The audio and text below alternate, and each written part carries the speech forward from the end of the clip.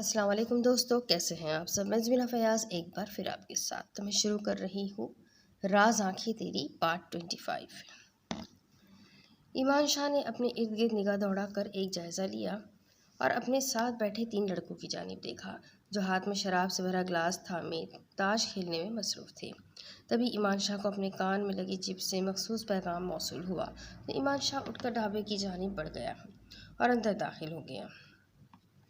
اس کا مقصد یہی تھا کہ جب پولیس آئے تو ایمان ایسے ظاہر کر سکے کہ اس سے بھاگا نہیں گیا، کیونکہ اگر وہ باہر ہوتا تو بھاگنا کافی آسان تھا، وہ بھی تب جب وہ نشے میں نہیں تھا۔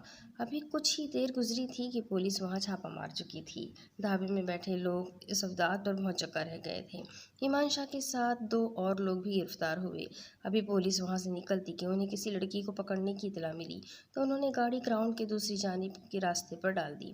ایمان شاہ جو بے صبری سے عروب کا انتظار کر رہا تھا، ایک کانسٹیبل کو عروب کے بازو سے پکڑ کر گھسیٹنے کے انداز میں لاتے دیکھا اپنے دماغ کی شریانیں پھٹتی ہوئی محسوس ہوئی، جبکہ عروب مسلسل اس کانسٹیبل سے بازو چھڑوانے کی کوشش کر رہی تھی۔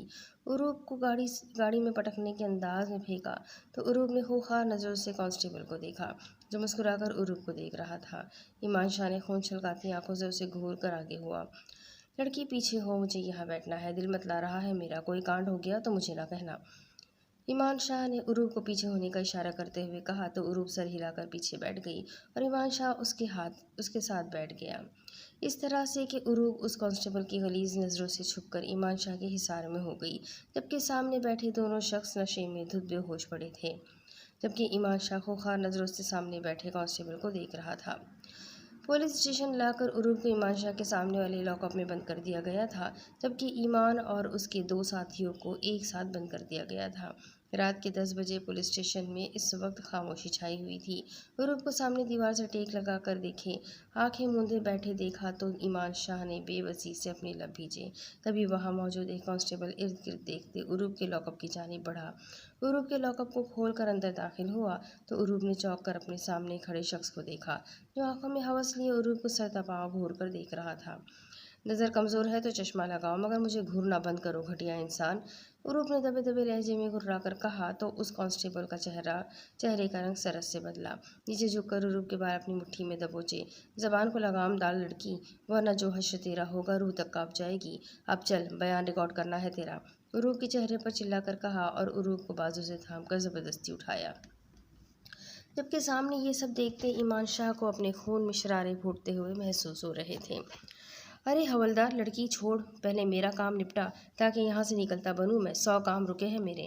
عروب کو لاک اپ سے باہر لاتا دیکھ ایمان شاہ ایک ہی جست میں اٹھ کر آگے بڑھ کر بولا تو اس کانسٹیبل نے جھنجھلا کر ایمان شاہ کو دیکھا۔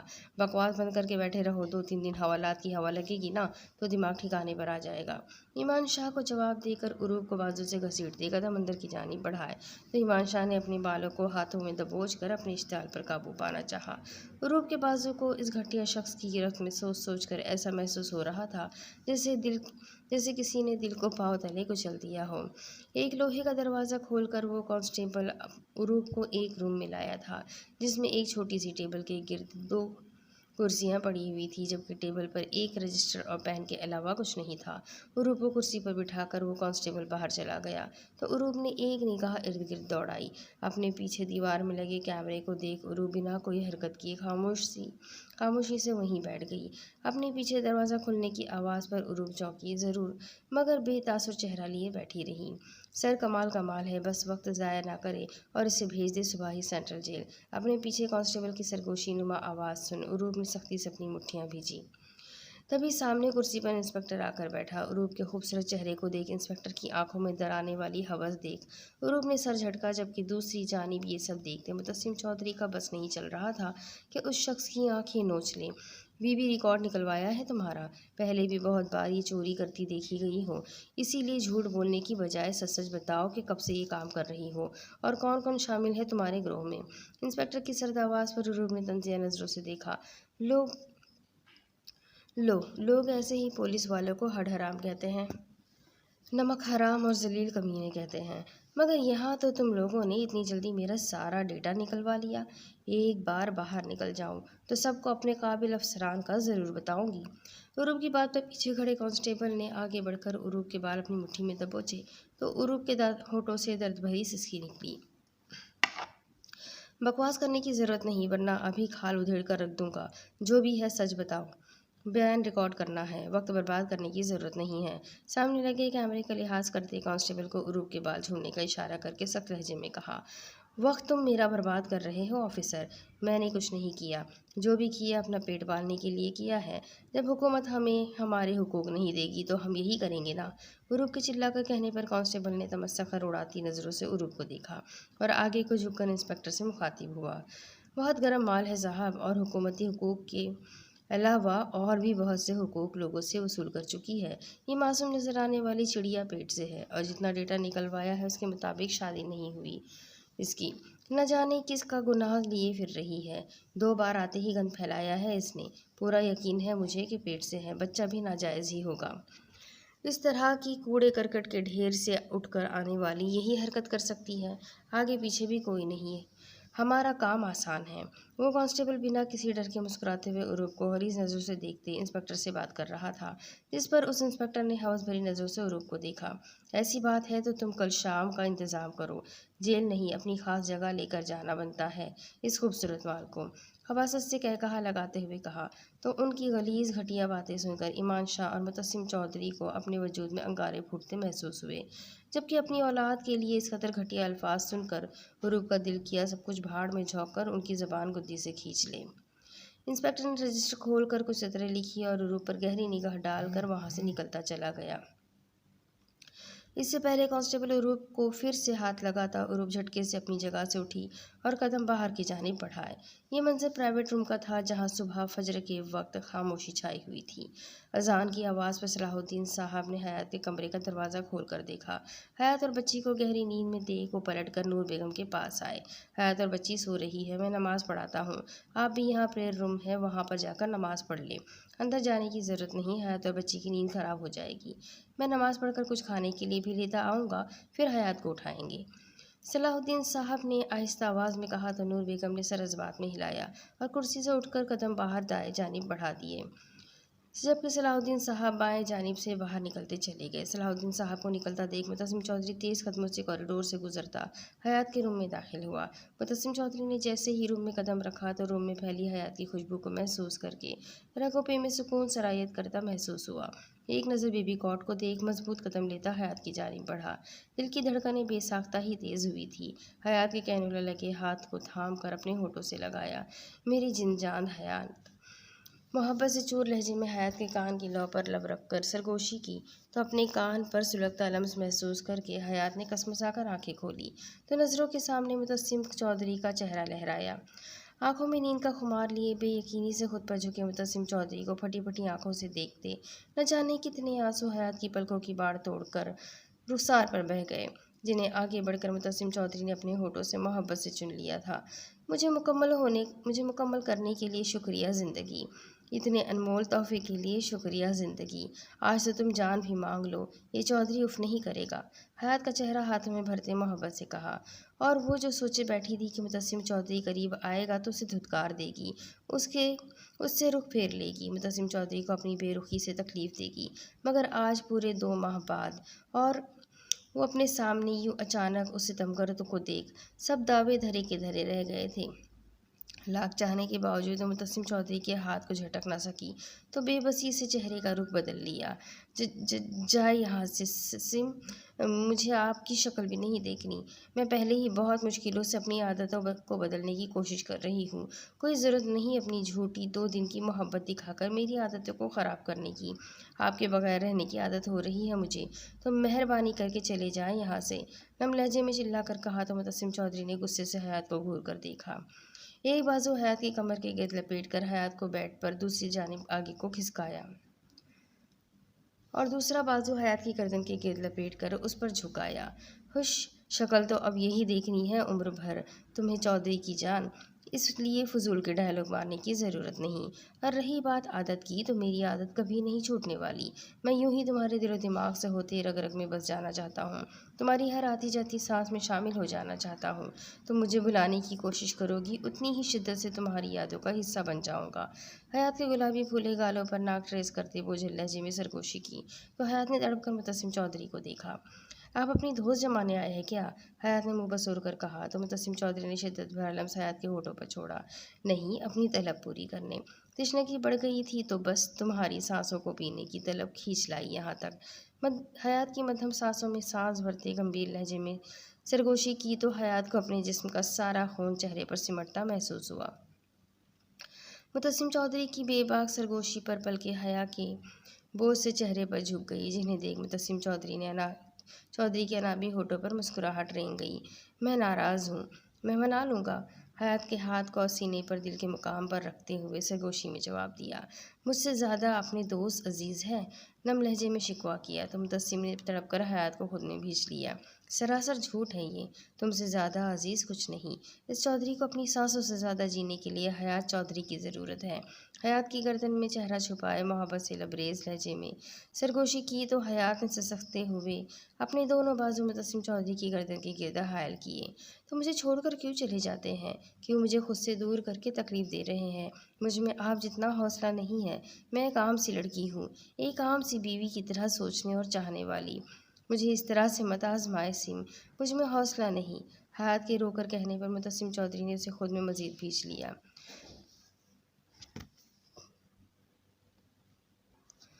چودھری کی جان، بس آخری بار، اب پلٹ کر آؤں گا تو کہیں نہیں جاؤں گا، صرف تمہارا بن کر رہوں گا، تمہارے قریب، بہت قریب رہوں گا۔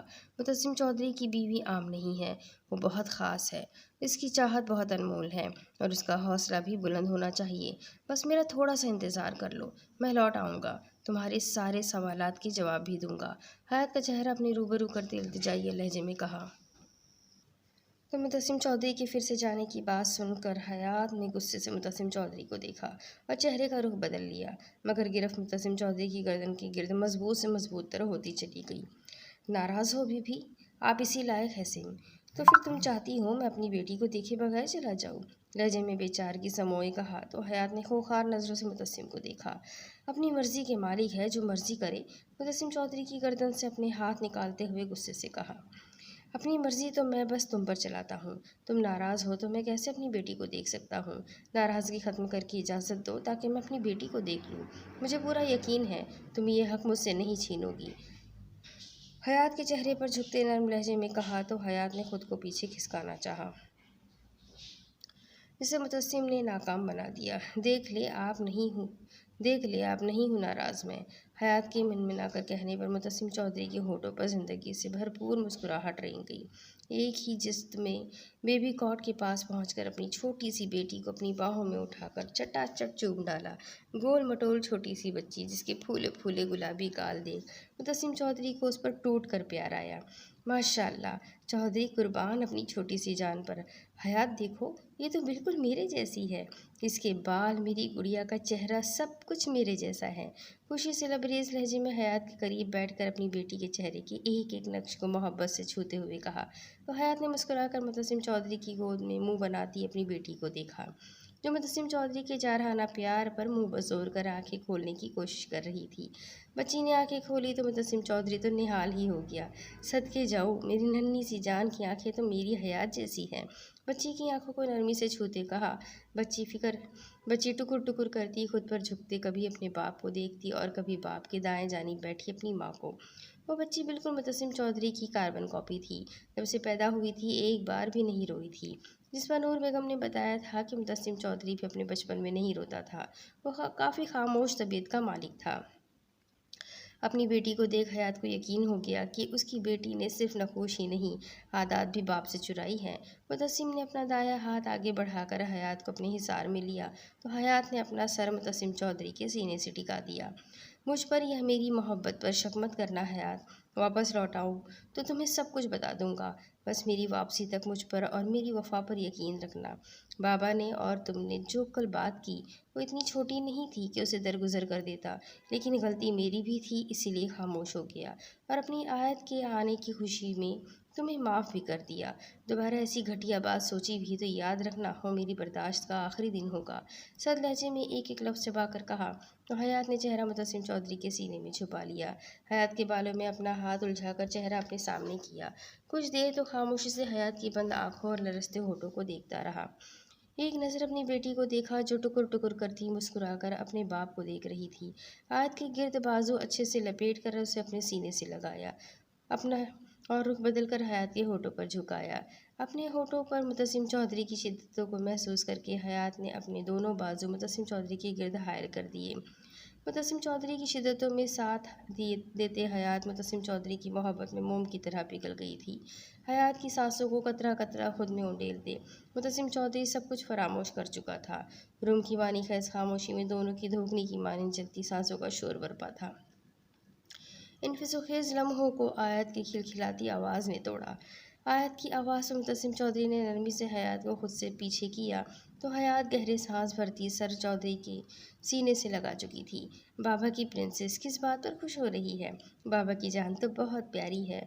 आयत को अपनी बाहों में झुलाते हुए कहा तो मुतसिम की बात तो उस बच्ची को समझ न आई, मगर खुद से बातें करता देख आयत की खिलखिलाहटें रूम में गूंजी तो मुतसिम ने उसे खुद में भींच लिया। हयात के माथे पर प्यार करके उसे हयात की गोद में दिया। हयात की चूँकि नॉर्मल डिलीवरी थी, इसीलिए वो खुद को इजी फील कर रही थी। आयत को गोद में थाम कर मुतसिम चौधरी को देखा। अपना और मेरी बेटी का ख्याल रखना, जल्द लौट आऊँगा। हयात का चेहरा हाथों के प्याले में भरते हुए कहा तो हयात ने नम नज़रों से मुतसिम को देखा, जिस पर मुतसिम ने झुककर अपने लब हयात के माथे पर सबत किए। अपनी बेटी को प्यार करके कदम रूम से बाहर की जानिब बढ़ाए। मुतसिम बाहर आया तो नूर बेगम को कुर्सी पर बैठा देख ठिठक कर रुका। नूर बेगम ने तेज़ नज़रों से मुतसिम को देख चेहरे का रुख बदला तो मुतसिम ने आगे बढ़कर ज़बरदस्ती उन्हें अपने हिसार में ले लिया। माफ़ कर दे माँ, मजबूरी है मेरी। आप और हयात अगर नहीं समझेंगी, मेरा साथ नहीं देंगी तो कौन देगा? मुझसे नाराज़ होकर मुझे कमज़ोर मत बनाए। नूर बेगम के कंधे पर सर टिकाए नम लहजे में कहा तो नूर बेगम ने तड़प कर अपने जवान शेर जैसे बेटे को देखा। मुझे नहीं पता मुतसिम पुत्र तू क्या करता फिर रहा है, मगर मेरी दुआ है अल्लाह तेरी हिफाजत करे। तुझे कभी अपनी राह से गाफिल ना होने दे। जो भी तेरे मसाइल हैं उन्हें जल्द निपटा कर लौट आ बेटा। पहले ही हयात हमारी जिम्मेदारी थी, मगर अब वो तेरी बीवी, तेरी जिम्मेदारी है। हम उसे जितना भी प्यार दे, जितना भी ख्याल रखें, मगर औरत को सुकून अपने सर के साई को देखकर ही मिलता है। अपना दुख दर्द तकलीफ़ वो अपने सर के साई के साथ ही बांटती है। जब से तुझसे ब्याह हुआ है वो मुझे तंग करने को तेरी शिकायतें तो करती थी, मगर कभी भी मियाँ बीवी की बात नहीं बताई। तुम्हारा सलूक कैसा है, तेरी कौन सी बात उसे बुरी लगी, तो क्या तू गया तो वो कितनी तकलीफ़ में थी, उसने एक लफ्ज़ नहीं कहा। हमें उसकी नज़रों में गुनहगार मत बनाना बेटा। अब जा रहा है तो जल्द लौट आई, वरना सरदार साहब तो पहले ही बहुत खफा है। नूर बेगम ने दो टोक लहजे में कहा तो मुतसिम चौधरी ने इस बात में सर हिला दिया। दरवाजे पर लगे छोटे से मिरर से अंदर देखा तो नज़रें हयात के हाथों में अपनी छोटी सी बेटी से होती हयात के चेहरे पर आ ठहरी, जहाँ अब सिर्फ तकलीफ़ ही तकलीफ़ थी। अपने जबड़े भींच कर वहाँ से निकलता चला गया, जबकि नूर बेगम ने खुद से दूर जाते अपने बेटे को देखा और उठकर कदम हयात के कमरे की जानिब बढ़ाए। सुबह के 5 बजे के करीब उरूब को अपनी तबीयत खराब होती महसूस हुई तो उठकर सलाखों के करीब आई। दाएं जानिब कुर्सी पर उसी का कांस्टेबल को देख उरूब का हलक तक कड़वा हो गया। इससे पहले उरूब पलटती वो कांस्टेबल उरूब को देख चुका था, इसीलिए एक ही जिस्म में सलाखों के करीब पहुंचा। क्या मसला है छोकरी, क्यों चैन नहीं है तुझको? कांस्टेबल की आवाज़ पर ईमान शाह ने अपनी आंखें खोलकर सामने देखा तो पेशानी पर बेशुमार बल नमूदार हुए। मुझे वॉशरूम जाना है, मेरा दिल भी ख़राब हो रहा है, उरूब ने सद लहजे में कहा तो कांस्टेबल ने एक निगाह इर्द गिर्द दौड़ाई और एक गहरी नज़र उरूब के वजूद पर डाली और आगे बढ़कर ताला खोला तो उरूब बाहर आई। उरूब की नज़र सामने उठी तो ईमान शाह की सुर्ख अंगारा होती आंखों में देख झरझरी सी आ गई। नजरें चुरा कर कदम आगे बढ़ाए तो वो कांस्टेबल भी लॉक लगाता उरूब के पीछे चला गया। तभी ईमान शाह जल्दी से उठकर सलाखों के करीब आया। अपनी जेब से बारीक सी तार निकाल कर उसे 2-3 बल दिए और ताले में डालकर 1-2 बार घुमाया तो ताला खुल गया। ताले के खुलते ही ईमान शाह ने बाहर आकर ताला तो दोबारा उसे लगाया और दाएं जानिब आकर इर्द गिर्द निगाह दौड़ाई। टेबल पर सर रखे ऑफिसर और कुर्सी पर बैठे नींद से झूलते कांस्टेबल को देख जल्दी से उरूब जिस तरफ गई थी उसी तरफ बढ़ गया। क्या होगा अगर इस बार उन अफसरान से पहले हम उस गुड़ की डली को चख लें? इतनी वफादारी का इतना हक तो बनता ही है। अपने पीछे कांस्टेबल की आवाज़ सुनकर उरूब झटके से पलटी। ये जगह हवालात के पीछे बनी छोटी सी राहदारी की थी, जहाँ अपने सामने 4 छोटे वॉशरूम बने हुए थे। छत के बीचों बीच लगे जर्द बल्ब की रोशनी में नजर आते कांस्टेबल की वहशी शक्ल देख उरूब के रगों पे में गुस्से की लहर सरायत कर गई। अभी कांस्टेबल आगे बढ़कर उरूब पर झपटता, उरूब एक ही जुस्त में साइड पर हुई और आगे को गिरते कांस्टेबल की बाजू पकड़कर उसे दीवार से दे मारा। इससे पहले कांस्टेबल की चीख गूंजती हयात ने उसके मुंह पर हाथ रखकर उसकी चीख का गला भी घोंट डाला। लानती खबीस इंसान, निकालती हूँ आज तुम्हारी सारी हवस। ये दिमाग में जो गंद भरा है ना, इसी तरह निकलेगा। कांस्टेबल के सर को दीवार पर बेदरीक मारते चिल्लाकर कहा तो उस कांस्टेबल ने बमुश्किल अपना सर उरूब की पकड़ से छुड़वाकर उरूब को पीछे धक्का दिया, जिसके बाद उरूब लड़खड़ाकर पीछे हुई, पीछे बने सिंह से टकराई। इस अमल से उरूब को अपने पेट में दर्द की ठेसें उठती महसूस हुई। आंखों के आगे एकदम से अंधेरा छा गया। खून से तर चेहरा, आंखों में हवस की वहशत लिए वो उरूब की जानिब बढ़ा तो उरूब को उस घटिया शख्स से घिन आई। अपनी जानिब बढ़ते इस शख्स को देख उरूब ने खुद में हिम्मत जमा करके उठना चाहा, मगर इससे पहले ही बाहर से आते ईमान शाह ने उसे धुनक कर रख दिया। अपनी बेल्ट के अंदर लगी मामूली सी नज़र आने वाली वायर को निकाल कर उस कांस्टेबल की गर्दन के गिर्द लपेटा तो उसकी गर्दन एक तरफ को लुढ़क गई, जबकि ईमान शाह मुसलसल इस वायर पर दबाव डालता उसे गर्दन के अंदर गहरा किए जा रहा था, जिससे देख उरूब को मतली सी महसूस हुई तो ईमान शाह को बमुश्किल उस शख्स से पीछे करके बाहर आई। मान तुम जाओ यहाँ से, तुम्हारा यहाँ से जाना ही बेहतर है। मुझे तो शाम तक ही ये लोग यहाँ से किसी और जगह शिफ्ट करेंगे, इसीलिए तुम जाओ। तुम्हारा काम तो वैसे भी हो गया ना। कांस्टेबल गाड़ी और ऑफिसर के रूम के बाहर तुम चिप लगा चुके हो, तो अब जाओ यहाँ से। ईमान शाह का चेहरा हाथों में भरते नरम लहजे में कहा तो ईमान शाह ने घूर कर उरूब को देखा। भाड़ में गया सब। I don't care damn it, मुझे सिर्फ तुम्हारी परवाह है।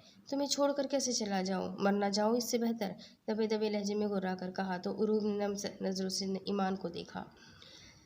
एजेंट वाइल्ड वॉल्फ, ये जोर से नहीं होश से काम लेने का वक्त है। आपने जो चिप यहाँ इंस्टॉल की है इससे हमें बहुत सी मालूमात मिल चुकी है। प्लान में कुछ रद्द-बदल आया है। आप जितनी जल्दी हो सके वहाँ से निकले। अब हमें बस एजेंट ग्रे की लोकेशन ट्रेस करनी है जहाँ उन्हें ले जाया जाएगा। आप 5 मिनट में वहाँ से निकले। बाहर बैक साइड पर हमारा बंदा खड़ा है, उसके साथ SHO को फॉलो करना है। हमें यकीन है इसे फॉलो करते आप उसी जगह पहुंचेंगे जहां एजेंट ग्रे को ले जाया जाएगा। अपने कान में गूंजती आवाज़ पर ईमान शाह ने आगे बढ़कर उरूब को खुद में भींच लिया। तुम ठीक हो ना? कहीं चोट तो नहीं लगी? बस कुछ देर और, फिर मैं कभी तुम्हें इस तरह की किसी भी चीज़ का हिस्सा बनने की इजाज़त नहीं दूंगा। उरूब के चेहरे पर अपना लम्स छोड़ते मोहब्बत भरे लहजे में कहा। पलट कर अंदर जाकर कांस्टेबल का चाबियों वाला गुच्छा उठाया, उरूब को लॉक करके इर्द गिर्द निगाह दौड़ाई और वहां से निकलता चला गया। बाहर आया तो पुलिस की गाड़ियां देख उनकी ओट में होता छुप छुपा कर दीवार फलांग कर निकल गया और कुछ ही देर में पुलिस स्टेशन में कांस्टेबल की लाश देखकर भौचाल आ गया।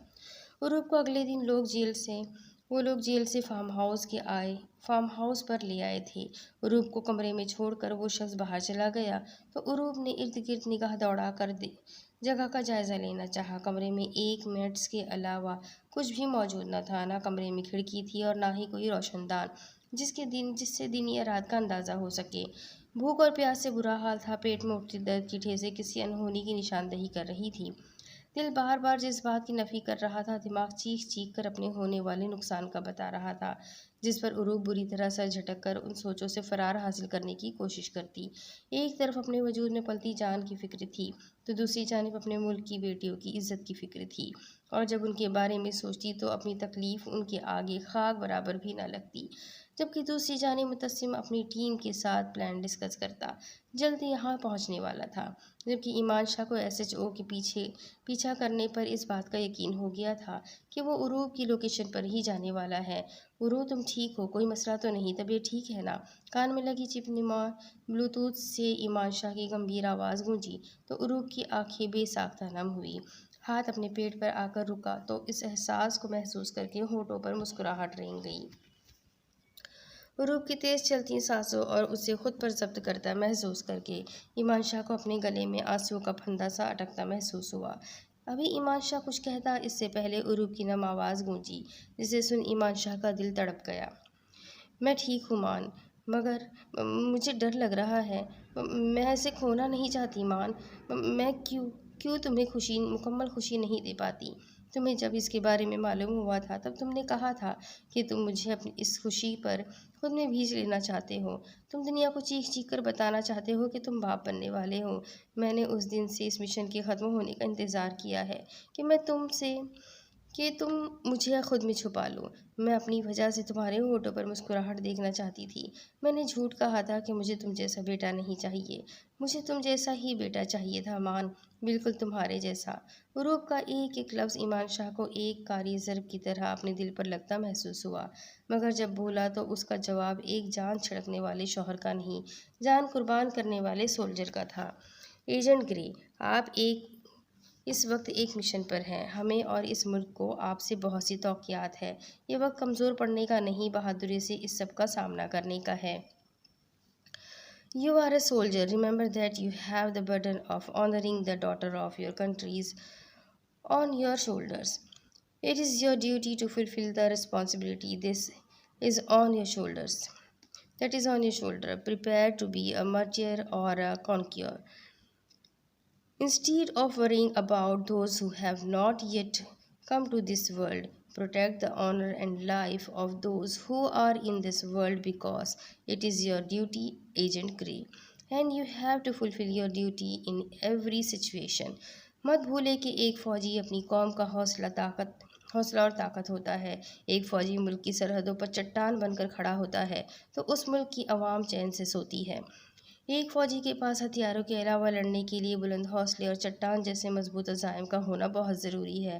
یاد رکھیے ایجنٹ گرے، جب ایک فوجی کمزور پڑتا ہے یا اس کا حوصلہ ٹوٹتا ہے تو منہ کے بل دشمن کے قدموں میں گر جاتا ہے، اور تب صرف ایک فوجی ہی نہیں دشمن کے قدموں میں گرتا، بلکہ اس کی پشت پر کھڑی عوام بھی منہ کے بل گرتی ہے۔ آپ کے کندھوں پر جو فرض ہے اس کی ادائیگی ہر چیز سے ضروری ہے، اور یہ بات آپ بہتر طریقے سے جانتی ہے۔ تو کمزور پڑنے کی بجائے مضبوطی اور بہادری سے اس مصیبت کا سامنا کریں۔ اللہ پر یقین رکھیں، سب کچھ بہتر ہوگا۔ میری بات سمجھ آ رہی ہے نا آپ کو؟